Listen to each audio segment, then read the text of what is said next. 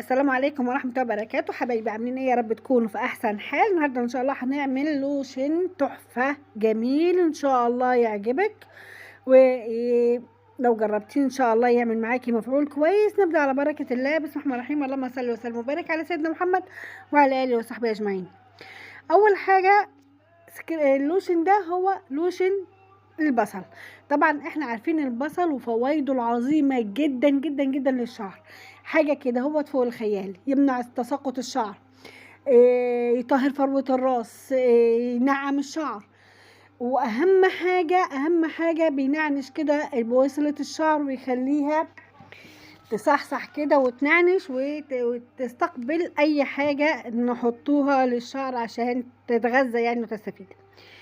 اول حاجه هنعملها هنجيب بصلايه متوسطه، هتقطعيها زي ما انت شايفه كده حضرتك، وبعد كده هنحطها في الخلاط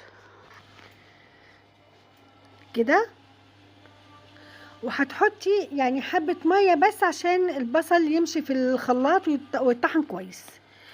ناخدهم نطحنهم في الخلاط وهنرجع لك تاني اهو كده. زي ما قلت لك انا ما حطيتش غير حبه ميه صغيرين بس البصله تمشي في الخلاط وتطحن كويس عشان ناخد اكبر كميه قد ممكنه من عصير البصل المركز. كده هنصفيها، بس ما صفيهاش في اي حاجه، صفيها في شاشه، في شراب، في اي حاجه. المهم عشان عايزينها ميه صافيه كده ما فيهاش اي نوع من الشوائب.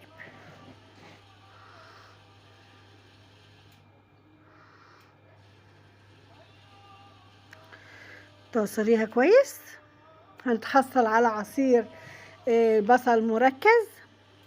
ده عصير بصل للشعر تحفة. طبعا احنا عارفين كلنا فوائد البصل والثوم للشعر، حاجة كده هو خيالية خرافة. ممكن تعملي على فكرة تحطي فصين ثوم على العصير ده وتضربيه في الخلاط مع بعضه نفس الطريقة. هنحط عليه ايه بقى؟ هنحط عليه معلقة او معلقة كبيرة يعني من زيت جوز الهند. ممكن تحطي كمان زيت خروع، ممكن تحطي زيت جوجوبا اللي يعجبك. زيت جوز الهند بريحته الجميله دي هتداري شويه على ريحه البصل. احنا كده ده هنعملوه عشان خاطر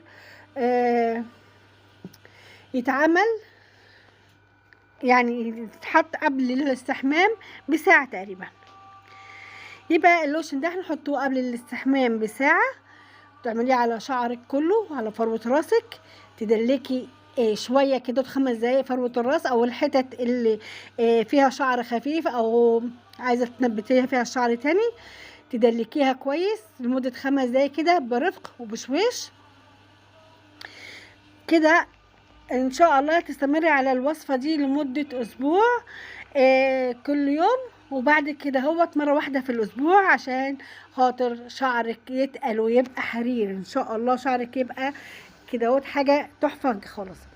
انا جربته وقبل ما اعمل اي حاجه بجربها، ولما بعمل اي حاجه بجربها، ما بحملش حاجه كده وخلاص. انا حطيتها في بخاخه، بس انا الباقي ده حطيته في ازازه وخرمت الازازه وبقيت احط منه على شعري.